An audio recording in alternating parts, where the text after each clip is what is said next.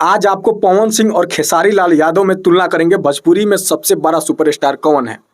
आइए देखते हैं, बैठचंद मजा आएगा। तो सबसे पहले जान लीजिए, भोजपुरी में ना तो पवन सिंह सबसे बड़ा सुपरस्टार है और ना ही खेसारी लाल यादव। भोजपुरी का सबसे अगर कोई बड़ा सुपरस्टार है तो वो है दिनेश लाल यादव निरहुआ, क्योंकि इनके इतना फिल्म किसी का चला ही नहीं भाई साहब।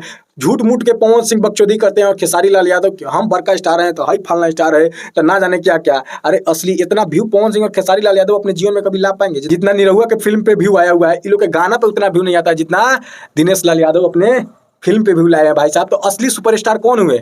ये सब तो गायकर हो गया यार, मतलब कि गाना गाता है सिर्फ, फिल्म तो चलता नहीं है। अब आप लोग मेरे बात को समझिएगा, पवन सिंह चाहे खेसारी लाल यादव कहते हैं कि 1 महीना में हम फिल्म शूटिंग करके हटा दिए, फिल्म का रिहर्सल ये लोग करते नहीं है।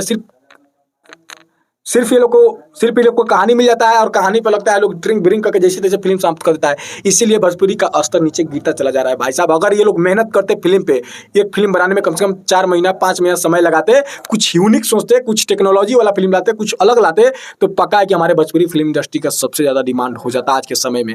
लेकिन कुछ नहीं, भोजपुरी फिल्म में एक ही चीज देखने को मिलता है, शुरुआत में आएगा तो कॉमेडी, उसके बाद इसको हीरो को प्यार हो जाएगा हीरोइन से, उसके बाद में उससे गुंडा से लफड़ा तफड़ा होगा, उसके बाद में फिर रोवा कहानी होगा, फिल्म भोजपुरी का समाप्त हो जाता है।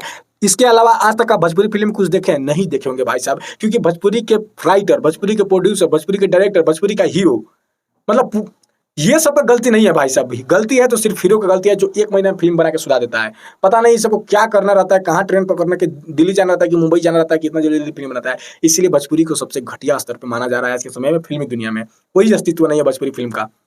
क्या भाई हम सही बोल रहे थे? आप लोग कमेंट कीजिए, वीडियो को ज्यादा से ज्यादा शेयर कीजिए।